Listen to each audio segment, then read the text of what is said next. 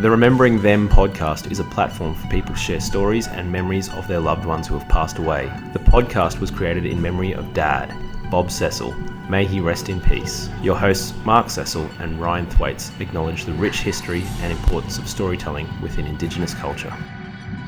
My name is Jorgi Skeen, and I would like to acknowledge the traditional owners of the land in which we meet here today.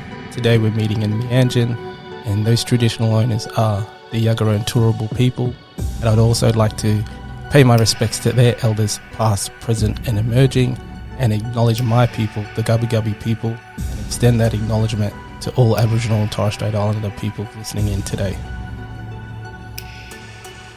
Hello Luke, welcome back to the podcast. Morning Mark, morning our listeners. Just you and I again. Ryan's off doing a modelling shoot, photo shoot I believe. It's been nice. For his gym. Nice. Yeah, for those of you that don't know, Ryan is a finfluencer. So check out his page and messaging him, DM him about some fitness tips. No, he recently bought a gym with a group of friends, and they're doing some photos. I don't think it's him specifically. I think they've actually got people coming in that they're taking photos of. So message him anyway. It'd be pretty funny. But that's why he's not with us this morning. We won't miss him. That's all right. Okay, but you are. Photos, so let's jump into the clues for you to guess where our guest is from today. We're going for a country, keeping it really broad today. So in this particular country, there's a city that was the first in the world to use solar energy as a major power source in 2015 with the development of several solar-powered infrastructure projects. Solar powered, eh? Renewables. Adelaide. Adelaide, the country? Oh, yeah, Adelaide, the country. So Australia, we're not in Australia. Taking Ryan's mantle as silly guesses. Clue number 2. So play along at home. We are after a country as a reminder. Clue number 2. This country is home to the Royal Navy Submarine Service, which was established in 1901, and it remains the oldest continuously operating submarine fleet in the world. I still want to run with Adelaide. Are you sure it's not Australia? That's very Australian. I'm very sure it's not Australia. Let me check. No, it's not. Oldest. Okay. Europe somewhere. Let's go with Germany. Not Germany. The country. Damn it. Country, yeah. Third and final clue. This country had the first commercially successful steam engine, revolutionizing the Industrial Revolution. Okay. Still just vague. I have no clue. You'll kick yourself when I reveal this. Are we in the States?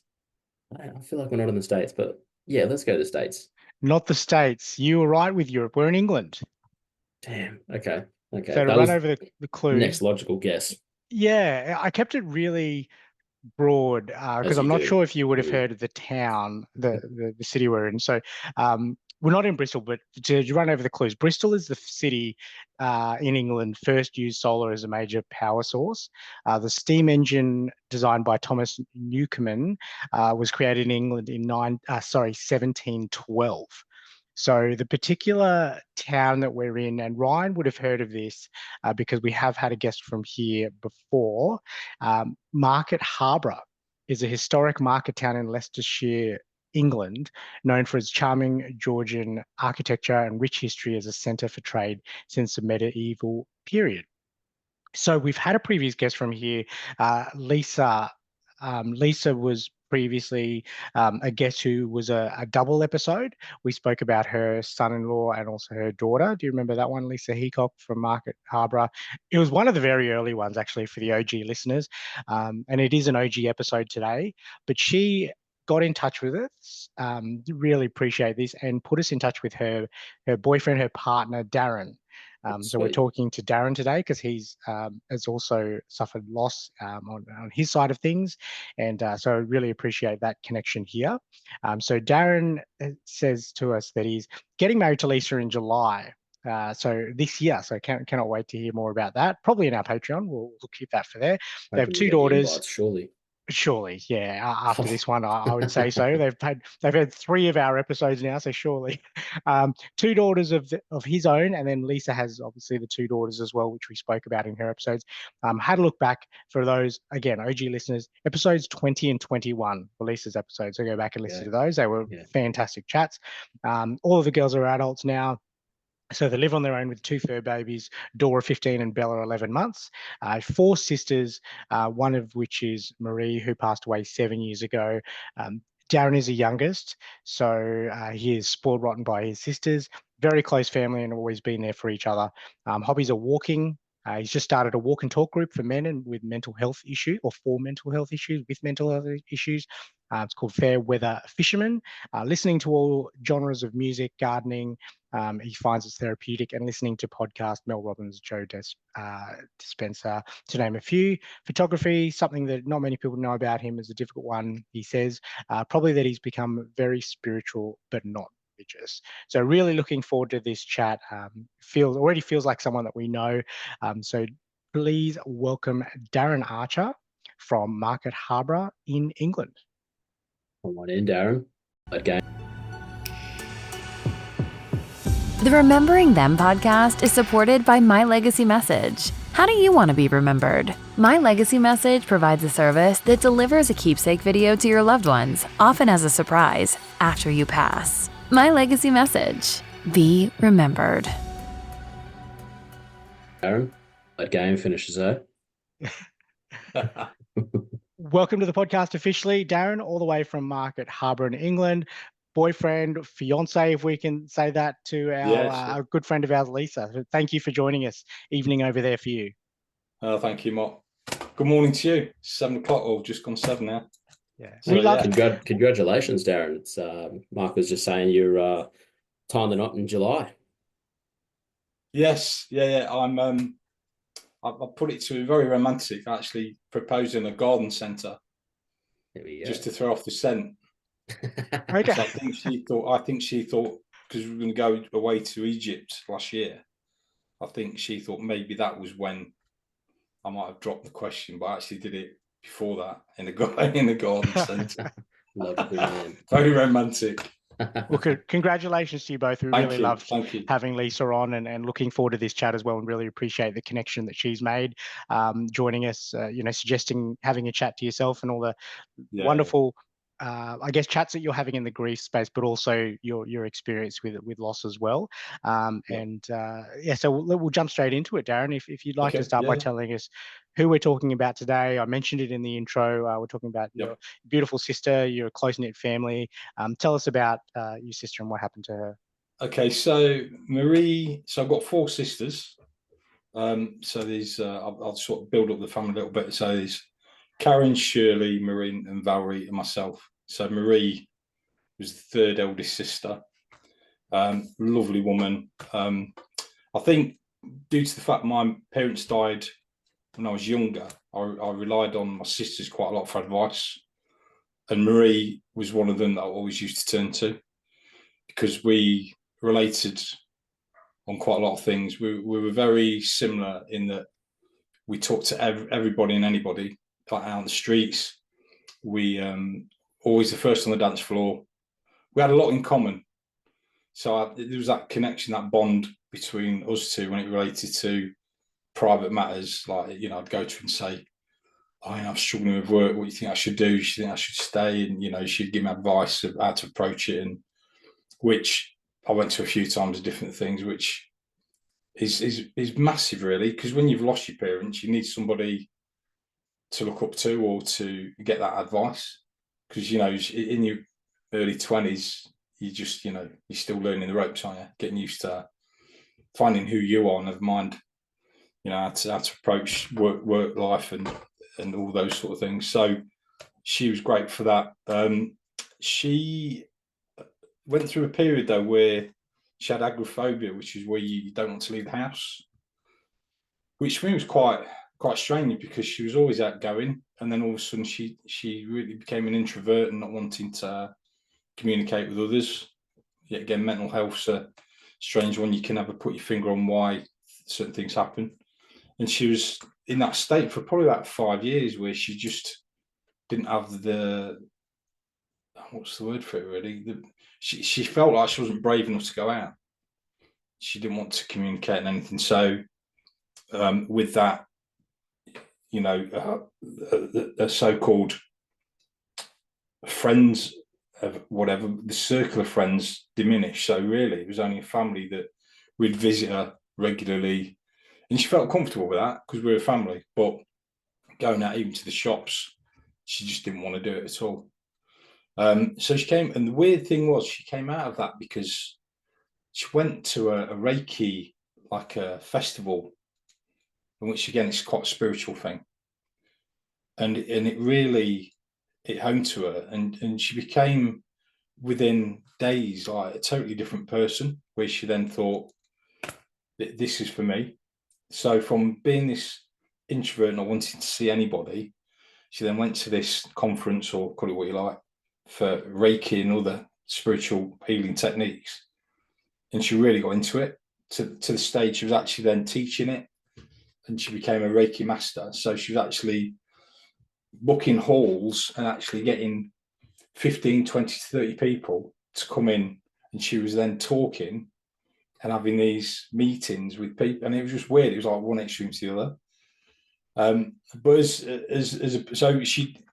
so going back to the story of Marie, so loving sister. However, 7 years ago she suffered a cardiac arrest. She's got this lovely at the East Coast. She's got a holiday home, so she used to frequent it quite a lot because she loved being in the sea and the fresh air and the open space.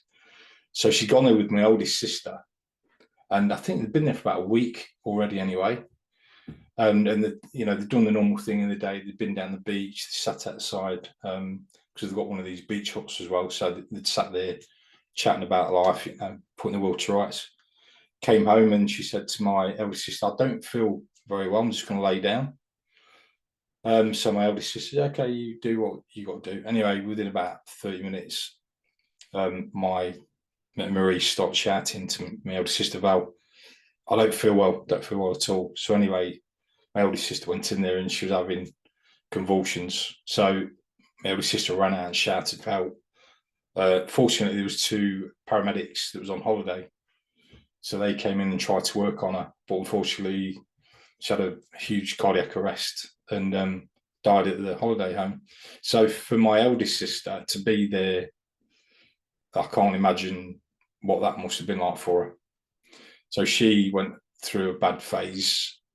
I want sort of depression, but not. She was just reliving that moment, and we're very fortunate because we live quite close to each other and we're quite a close family. So we've always been there if anybody needs each other. So the support mechanism is amazing for that. So with the passing of my sister, we was like, right, okay, well, we need to concentrate on Val now because she's obviously going through quite a lot. And yet again, my eldest sister, she's totally different to how Marie and I are. She's very direct speaking. So if she doesn't like anybody, she'll tell you straight away. Whereas we're a bit more discreet and a bit more diplomatic, if you like. But no, Marie, I'll miss because a sense of humour was second to none. She'd pick up on something and she'd relate something back that just make you laugh and make you cry because it's just so funny. Or she'd do things like my dad had a new TV with a remote, but she had another remote that worked the same TV. So my dad, he was watching TV, like something he really liked, I can't remember, I think it was a comedy, and she kept flicking the channel. And he starts moaning about his TV. I've only just bought his TV. What's wrong with this remote? And she's sitting there and she keep clicking it, So every time he'd change it back, she'd wait for a few minutes and wink, and then she'd click it, and then it would go back to your channel. And this went on for like, I don't know, 20 minutes. And in the end, I had to just say, look, Dad, his sister's got the other remote, because it was just getting too much. I was crying. My sister ended up crying as well. And my dad obviously found it funny in the end. But yeah, it's just little things like that. You know, with families, you can't buy that, can you? You know, it's something that you treasure, because it's in your memories, in memories, you know, that you take with you forever. She was a very wise person as well. So she used to give me, let's say, words of advice with work. But like, I was going through a phase where I was sort of in a depressed state, and she always one of the things she always used to say to me is, there's light at the end of the tunnel, but you need to walk to the light. That, you know, the light's not going to come through to you. Basically saying you've got to make the effort to get up off your arse and sort yourself out, basically, and not just sit around moping and feeling sorry for yourself. And she was dead right, and I've carried that with me. That phrase, I've said that to so many people, that, you know, there is light at the end of the tunnel. If you're feeling that, in that state where you feel you're just treading water and you just can't see your way through it, you've got to find a way to get through it. It's not just going to happen. You've got to think, right, how can I attack the situation I'm in to get to where you want to be? And invariably, if you do that, you will come out the other end. So yeah, she's a good girl. It sounds like you're, you know, honoring her legacy today by carrying on those types of lessons. Darren, are there any other ways that you're honoring your sister, or you and the family are honoring her today? I suppose for me, because I'm sort of spiritual, actually, because of her. My sisters tend to be old school, where they'll spend a lot of time down the cemetery, and they'll respect her in that way. But we always, when we meet up for drinks, because we do that occasionally, we'll all say, right, mainly my sisters, because they've all retired now, so they always take the mick out of me because I'm still working. So they'll text me and say, oh, do you want to come over for a drink, or go to the garden centre for a drink? And I have to reply, well, you know I'm working, so what was the point in texting me, you know? But they'll meet up, or, you know, when we all do meet up, we always talk about Marie. In fact, sometimes I still expect a phone call. It seems like she's still here, albeit 7 years ago, nearly 8 years. But because she was such a big character, I can't, you know, there's not a day goes by where I just don't think about her. And the same for my sisters. In fact, before I was born, they was £10 poms. So they went over to Australia as kids. So I think my eldest sister was 15, Marie was 13, and then the other two, obviously, I think was 8 and 7. So they'd gone over to Australia with a big dream, you know, £10, set up a new life. And I think they was there for about 2 years, but mum didn't like it. She just didn't get on with it. So they came back. And I could, you know, I'd quite enjoyed surfing and stuff, but I never, you know, I wasn't even around to see it. But yeah, so that's another story where they've got a lot to talk about when they meet up. There's some old photos where they've got these, like, in black and white photos with the tin huts that they used to be in, and a paddling pool outside. And so they reminisce about that. I mean, I came later on in life. My mum was 40 when she had me. So my eldest sister is now 75. I'm nearly 60, but yeah, so 75. Marie would have been 73, etc., etc. But no, we always talk about her. It's not something that we divert from, because she would want us to talk about her. I've never heard that expression before, £10 poms. Have you not? No. Have No, you, no, mate? I think I have maybe once. Yeah, I think I have once. It was the whole premise. I mean, Darren, you explain it better, but I believe it was come over, set yourself up with £10 in the pocket and build a new life. Is that the premise? Yeah, so basically in the early 60s, the Australians were sort of encouraging English people to come over for work prospects and stuff. So they'd promise that if you pay £10 for the travel, you'd guarantee a job, and obviously they'd house you, which apparently the adverts look like houses, like proper houses and lovely driveways and stuff. And then when you get there, it's a tin hut, basically. So you sort of got duped into moving over to Australia. I mean, I can remember my mum and dad saying that they'd sold everything for this dream, and my dad left his job, but obviously there was a job for him in Australia. But yeah, when they got over there was all basically, it was like, I can imagine being like in a army camp, all these metal tin huts. Probably way in the outback in the Yeah, desert. can you imagine how hot it would be as well in these metal huts? It's disgusting over here. It must have been. I mean, what's the temperature at the moment over there? It's actually nice today. It's been a mild summer, but I think for a week there we had plus 30s, high 30s. So Luke, you need to Google it and then see about these £10 poms. And also the Australians hated the English. They hated us back in the 60s because it was like we were coming over stealing the jobs, I suppose. Yeah. So a lot of Australians resented the English coming over, which I sort of get in a way. Yeah, it's still going on today, not specifically with the Poms. It's anyone. No, it's just cricket. It's cricket, yeah.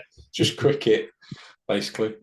But Darren, you mentioned the TV remote story, which I think is funny. It's a trend that you see pop up on social media these days. So Marie was obviously an OG of doing that prank back in the day. Yeah.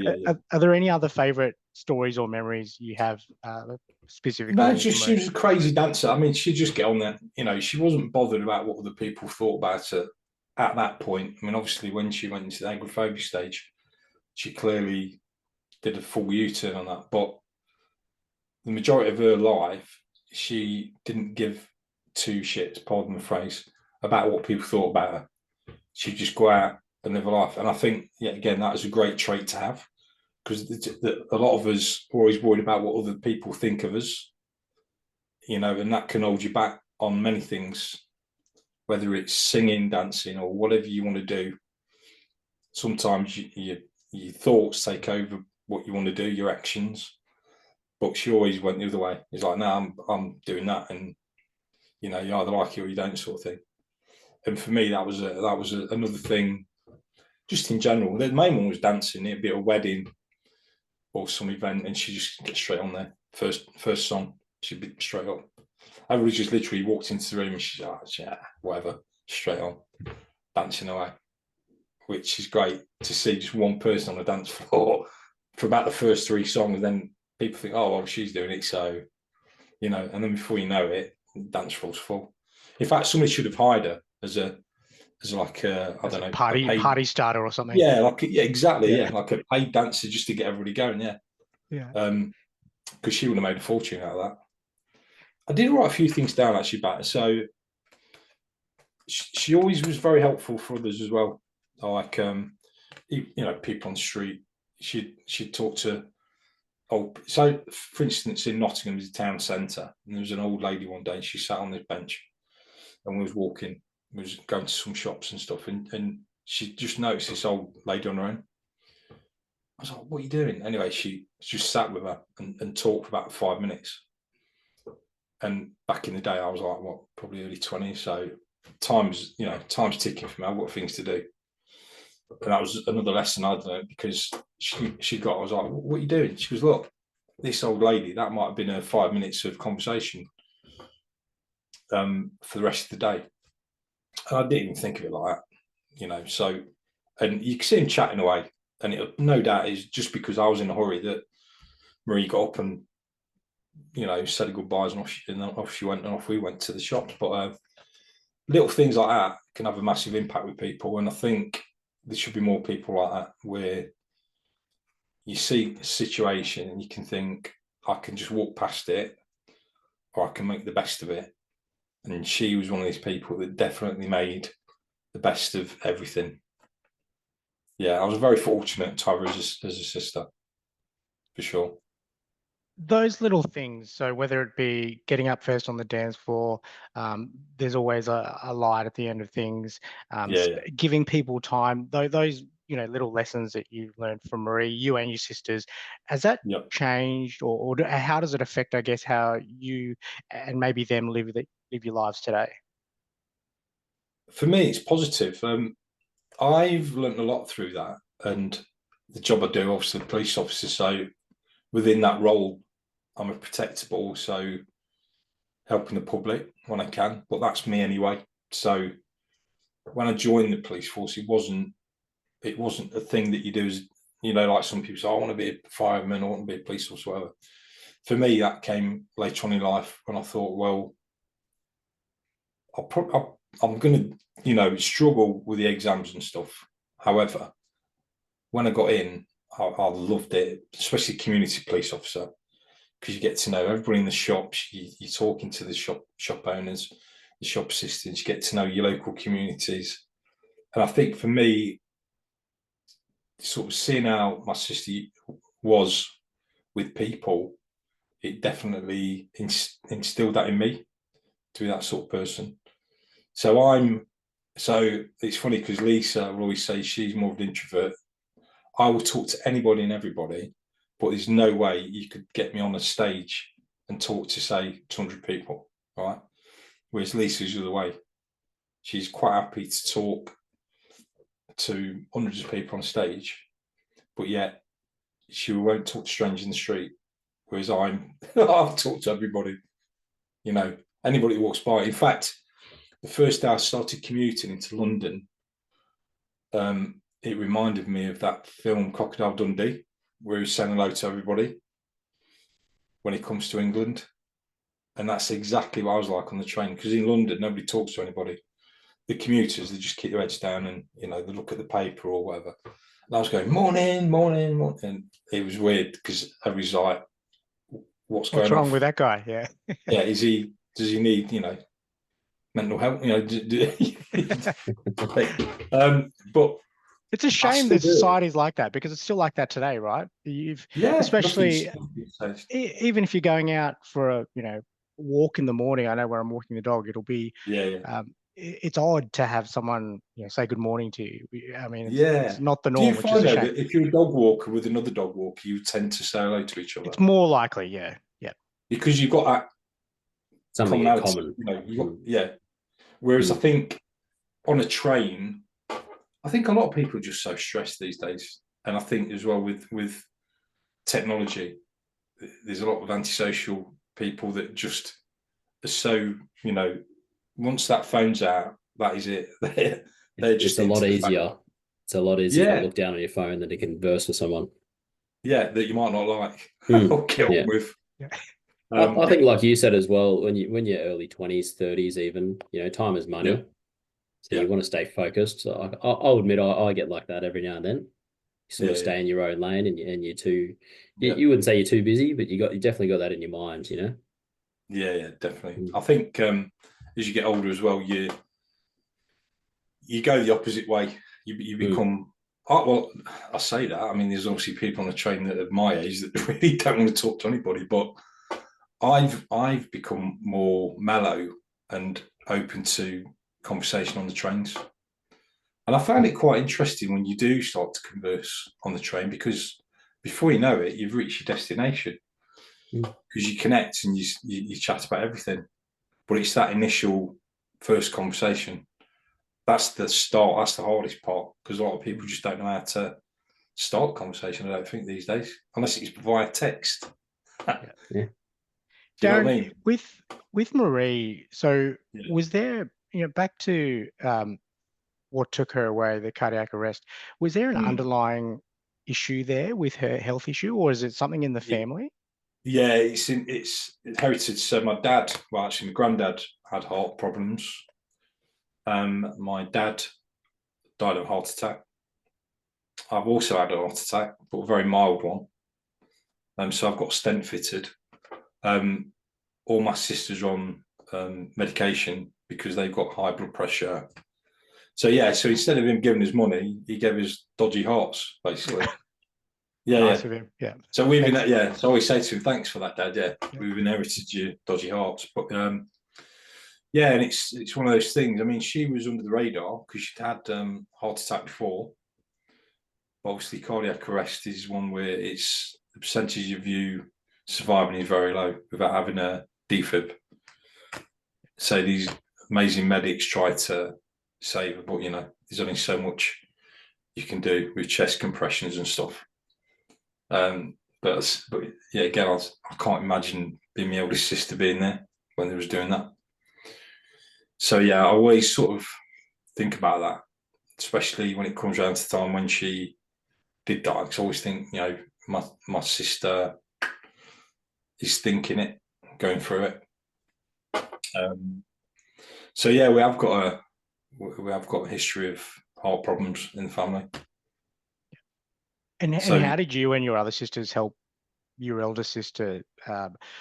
I guess shortly after Marie passed away, but yeah, I guess also ongoing. You mentioned, you know, winters would be tough for her. How yeah, are you helping her through this? I think we saturated with love. To be honest, we just literally constantly phoning her, seeing her. You see, I live in Leicestershire, which is only about an hour drive, but my other two sisters live about 10 minutes away. So they are, because they're all, as I said before, retired, they see each other quite a lot, probably twice a week, go shopping together, mainly clothes shopping, but they'll spend time sitting, have coffees. And so I think, yeah, again, we're fortunate because we're not alone to ruminate too much about stuff. But on the specific times like Christmas or near to when Marie died, we're very thoughtful in the fact that, you know, we need to keep her busy. Yeah. So she's not thinking too much about it. And in fact, now it's come to the point where when we do, as I say, when we do see each other, we tend to talk positively and try to get past that horrible stage for my sister.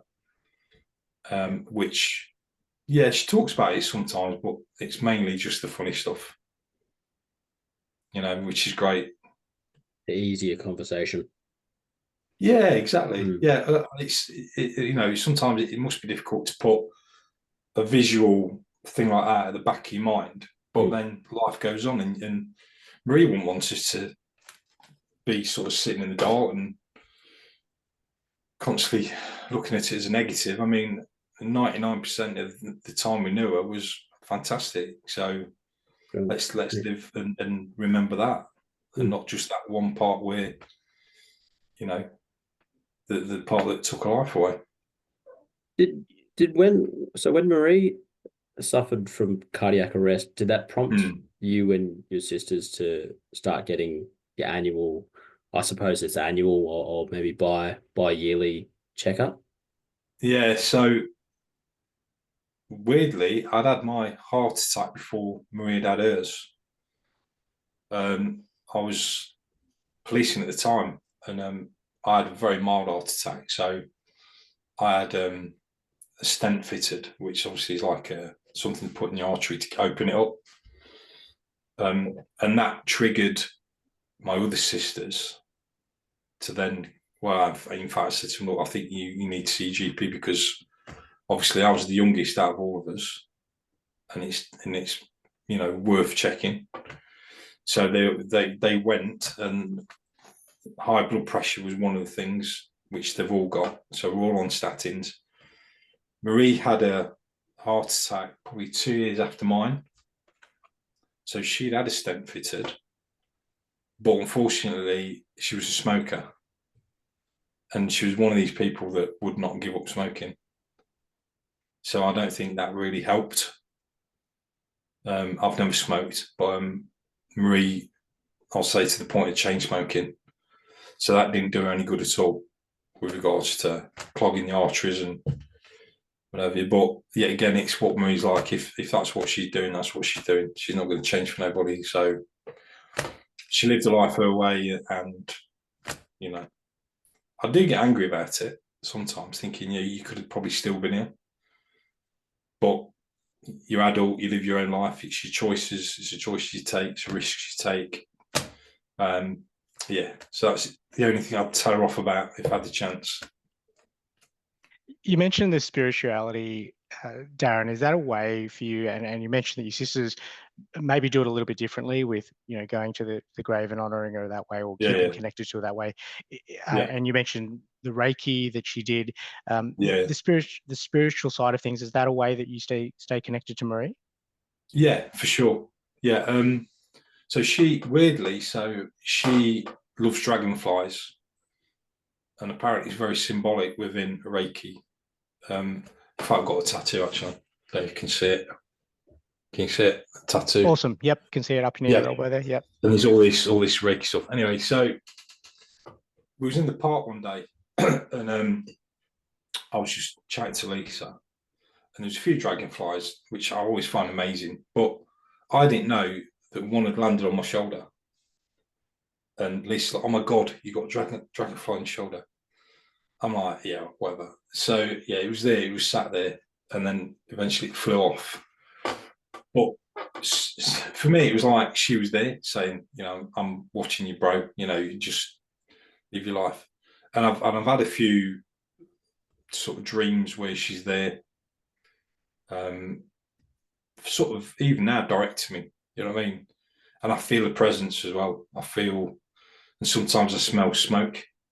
We don't smoke, so I can be in a room. I'll sort of smell smoke, and I'll think, "Yeah, she's here." She's definitely here. You're still smoking. Some people might, yeah. I mean, some people find it a bit woo-woo and a bit baloney, but through the past experiences, I realised that there's definitely life after death. Which I don't know if you want me to move on to that, but yeah, I've experienced things myself that's made me realise that there's definitely more to life. When we, our life after death, it's definitely our spirits continue to live on, for sure.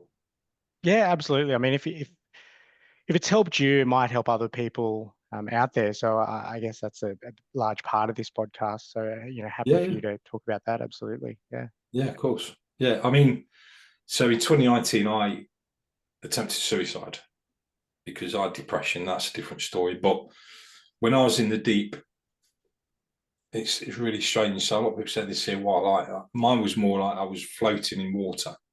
It was very calm. And I thought, this is it. I must have been in between the stages of living and dying. And then it was really weird. But my dad, who died years and years ago, he was actually there, and he's looking at me and he's pointing and he's telling me, "You're not going anywhere." And that's why, for me, I do believe that there's life after death, because, and I've known it before, where people say, like, when you die and you see the relatives that have died, sort of welcoming you into their world or whatever. So for my dad to be telling me off again, as you do in life, Dad's going, "No, this ain't your time. You are not coming up. You're not coming yet." And then, I don't know, I'd fallen back into this state. And then it seemed like within minutes I'd woken up and I was in hospital with all my sisters there. So it's as if he'd had that impression on me to like, "Nah, this year, not time. This is not your time yet." And that really instilled in me that there is life after death. There's definitely something out there spiritually that, and you can feel it. I mean, if you're into it, then you know exactly what I mean. Is there another time that Marie has visited you, apart from the dragonfly and the smoke, smelling smoke around? That's mainly it. But also, when I'm having a bit of a down day, there'll be some weird stuff like the radio. The song will come on that she used to like, and it's like, what the hell? And it might not have been played for years. It's not like something that was in the charts now. So it's something that was back in the day, and it will come on, and I'd be thinking, like, this is weird. It's as if like she's saying, and so one of them is Bob Marley. Don't worry. And I was, one of these days I was feeling really crappy, and it was like work related. I had a really bad day. Going from work, made a cup of tea, sat down. I thought, I'll just put the radio on. First song that come on, Bob Marley. And the words alone says it all, doesn't it? It's like, don't worry. Yeah. And it was like, you couldn't make it up. I was just smiling. So I just thought, yeah, she's here. She's sent a message to you. Yeah. Yeah, definitely. Yeah. Yeah. Yeah. Too much of a coincidence. I mean, as you said, it's not in the charts. So it's pretty niche for it to come on randomly at the time that you switch on the radio. Yeah. And there's, so Marie and my mum used to love reggae. So reggae songs in general tend to pick me up if they're on the radio, because it just reminds me of my sister and reminds me of my mum, but mainly Marie, because she used to just dance to reggae and stuff like that. So any reggae song that'd come on, mainly Bob Marley, but that one was weird in particular because of the fact I was feeling down. But yeah, all of a sudden a song will come on and it's like Bob Marley. It's like, yeah, okay, yeah, yeah. It's a hard And it genre just to cheers you dance up. to. Huh? That's a hard Well, genre to reggae. dance to, reggae. But I Reggae, agree. yeah, I I suppose. think Yeah, but it's like that chilled out sort of reggae, you know, like she used to just be in the kitchen and like ready to be going, and you know. I think music is cathartic, though. It definitely helps. I listen to a lot of music, and you definitely disappear into your own little world when you're listening to certain songs. Totally. Yeah, the best thing ever invented was Spotify for sure. I could spend hours and hours just deep diving into music where you're listening to one artist and then they've got their own radio state. The radio I'd recommend similar artists. I'd sell my soul for Spotify. That. Yeah, exactly. And then you can, like you say, or audio books or podcasts with yourself. But it's so much. And music, like you say, is it can get to your heart, can't it? Like even if it's orchestral music, whatever. If you're into music and you're spiritual, wow, blows you away. Yep. It does. Darren, any advice for people that have gone through something similar to yourself with Marie, post her passing away, and also before then as well, I guess some advice around knowing that there's an underlying heart condition for people that might have it themselves or family members like that, and then also after her passing away, how you have, stayed really tight with your sisters to help you through that grief process. Yeah, so obviously anybody that's worried about health conditions, you please go to see your GP and get some advice, because there could be underlying things there that can be sorted out and can put you back on the road to recovery. Even if you think you're as healthy as anything, it's just worth getting checked out. Get yourself down to the GPs. They'll put you on some medication, some statins, and no doubt some Ramapril, which will reduce your blood pressure, but definitely worth doing. Regards to healing, perhaps from a loss, I think it's each individual's case is different. What's good for one is maybe not good for another. I think we were fortunate because we've got quite a close family, so our links, we've always got somebody to talk to. And yet again, if you're in a position where you may not have a relative that you can speak to a loss, you may have a good friend or a work colleague that you can just maybe offload a little bit, because talking about it will definitely help you on the road to recovery from the loss part of it. Because we go through a lot of phases, don't we, with grief, anger, frustration, the hurt of it as well, the hurt of the loss. I mean, I can remember being at the actual funeral itself, and this song came on, and it was Josh Groban. It's one of his slow ones, and anyway, I just broke down, and I've never been like that before. I was uncontrollable for about 15 minutes. I could not stop crying. As much as I tried, I could hardly breathe. But because the music was so sensitive to what was happening, it was just like, it just blew me away, and I couldn't recover. But with regards to family, again, it's great to have that support. But there's groups out there as well that you can go to. So there's always support, but please look for it. Even if at the time you feel like you don't need it, there will be a time when it's the next phase. So you might be at the phase where you're angry and you're upset, and then you're starting to recover. That's the time when you might need to start speaking to people. And then you look back and think, I could actually talk about my relatives. I couldn't talk about my sister for years because it was just so upsetting. But then you hit the positive side, and it's like, no, she had a great life. She just passed it on to other people. She was an angel to some people, and she was there for others. And then you look at the positive side of it and not the negative of the loss, if that makes sense. Yeah, absolutely does, and it's really good advice for people. Obviously, if you've got the close-knit family, which you had, lean on them, and if you don't, colleague, friend, find some sort of support when you're ready. So really, really great advice. Final Thank you. question for you for the podcast. I don't know if Lisa's worded you up on this one. If Marie was in front of you today after you berated her for smoking, chain smoking, what else would you say to her? I wouldn't. I'll just hug her. I wouldn't say anything. There'd be no words. I'll just have to just grab her, I think, if I could. Yeah. I think that's it for me. That contact is amazing. And words you don't need to say anything then. Good. Yeah, great answer. Really, really good answer. Thank you. I think it's one we've had before, but I think it absolutely makes sense. Really, really good answer. So appreciate that. Darren, thank you very much for joining us for the official part of the podcast and sharing stories and memories of your sister Marie, and how you yourself have been through it, and the advice you've left for other people as well. We're really excited. I mentioned at the start, we're really excited to hear about your pending marriage, not too far away. So I'm sure not too far away. Yeah. Well, thank you guys. I appreciate you letting me on and having to talk about my sister. And we'll probably have you back, as well, because we were speaking to Lisa, and I understand you've had a number of losses. We mentioned your parents slightly on this one as well. So more than welcome to have you back. I'm sure people have enjoyed listening about Marie, and we'd love to have a chat to you again. So thanks again for joining us. Superb. Thank you very much. Thank you. So Luke, that was Darren from Market Harborough in England via Lisa.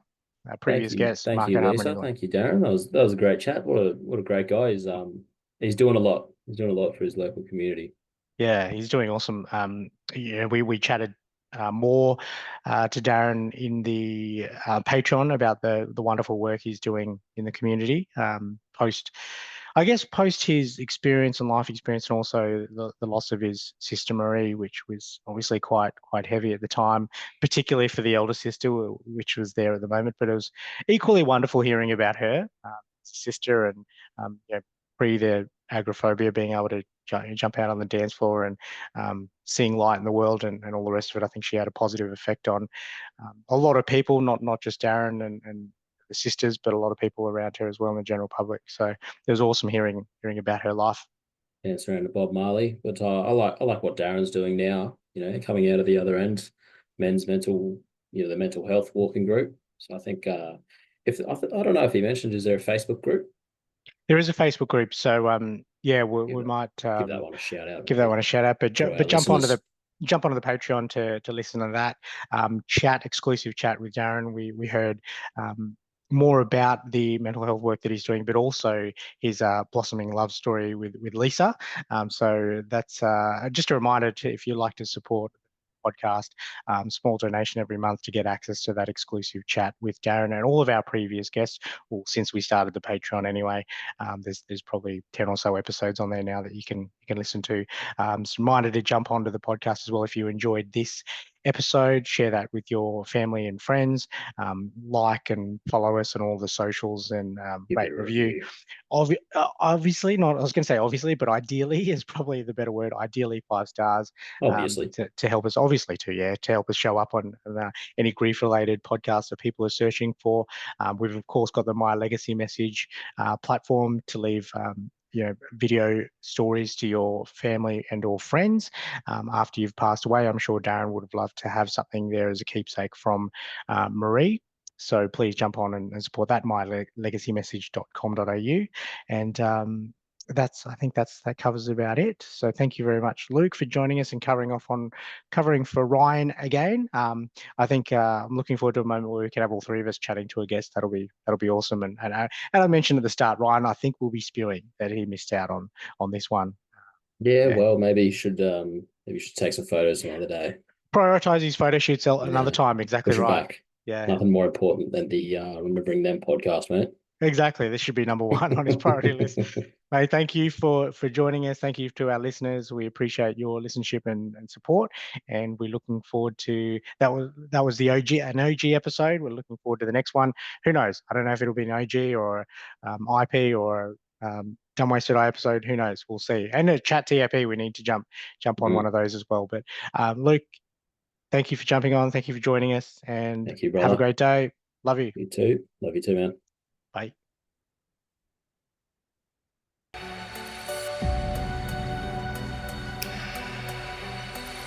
The Remembering Them podcast is created for entertainment purposes.